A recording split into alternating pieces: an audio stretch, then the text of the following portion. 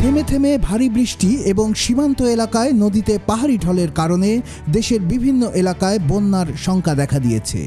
ইতিমধ্যে নদ নদীর পানি বিপদসীমার উপরে প্রবাহিত হচ্ছে, প্লাবিত হচ্ছে নিম্নাঞ্চল, দেখা দিয়েছে নদী ভাঙন। এমন পরিস্থিতিতে দেশের ৩ জেলায় বন্যার শঙ্কা করছেন আবহাওয়াবিদরা।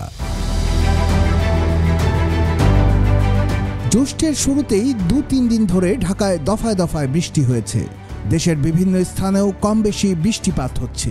বৃষ্টিপাতের প্রবণতা কমে আসতে পারে বলে আবহাওয়া অধিদপ্তর পূর্বাভাস দিলেও গত কয়েকদিনের দিনভর বৃষ্টিতে বোরো ধান, আম ও লিচুর ক্ষতি হয়েছে।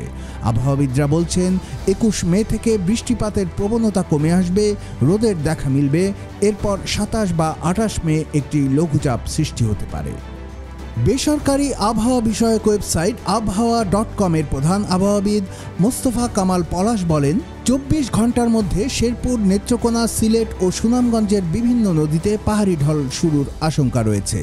আগামী ২৭ মে লঘুচাপ, ২৮ মে নিম্নচাপ ও গভীর নিম্নচাপ এবং ২৯ মে ঘূর্ণিঝড়ে পরিণত হওয়ার আশঙ্কা করা যাচ্ছে।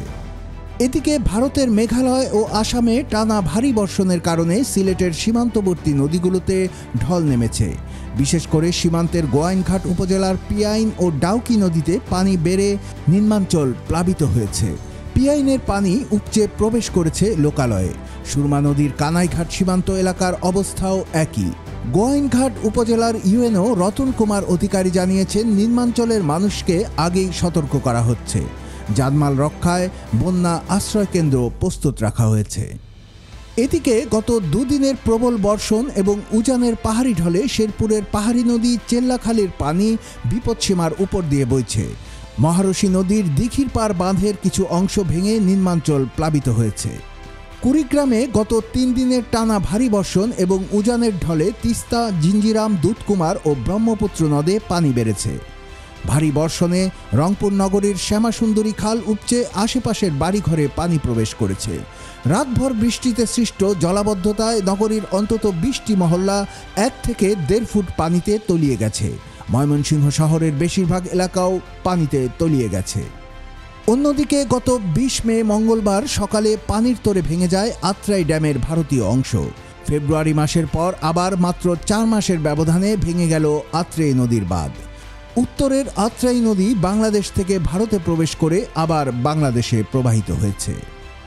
আবহাওয়া অধিদপ্তর জানিয়েছে, আগামী ২২ মে বৃহস্পতিবার রংপুর, ময়মনসিংহ ও সিলেট বিভাগের কিছু জায়গায় এবং রাজশাহী, ঢাকা, খুলনা, বরিশাল ও চট্টগ্রাম বিভাগের ২-১ জায়গায় অস্থায়ীভাবে দমকা হওয়া সহ বৃষ্টি অথবা বজ্রবৃষ্টি হতে পারে। ২৩ মে শুক্রবার রাজশাহী ও রংপুর বিভাগের কিছু জায়গায় এবং ময়মনসিংহ, ঢাকা, খুলনা, বরিশাল, চট্টগ্রাম ও সিলেট বিভাগের ২-১ জায়গায় অস্থায়ীভাবে দমকা হওয়া সহ বৃষ্টি অথবা বজ্রবৃষ্টি হতে পারে। ২৪ মে শনিবার ঢাকা, ময়মনসিংহ, খুলনা, বরিশাল, চট্টগ্রাম, সিলেট বিভাগের ২-১ জায়গায় অস্থায়ীভাবে দমকা হওয়া সহ বিদ্যুৎ চমকানো এবং বৃষ্টি অথবা বজ্রসহ বৃষ্টি হতে পারে। ২৫ মে রোববার চট্টগ্রাম ও সিলেট বিভাগের কিছু কিছু জায়গায় এবং রংপুর, রাজশাহী, ময়মনসিংহ, ঢাকা, খুলনা ও বরিশাল বিভাগের ২-১ জায়গায় অস্থায়ীভাবে দমকা হওয়া সহ বৃষ্টি অথবা বজ্রসহ বৃষ্টি হতে পারে। বর্ধিত ৫ দিনের আবহাওয়ার অবস্থা সম্পর্কে বলা হয়েছে, এ সময় দক্ষিণ পশ্চিম মৌসুমি বায়ু চট্টগ্রাম উপকূলে অগ্রসর হতে পারে।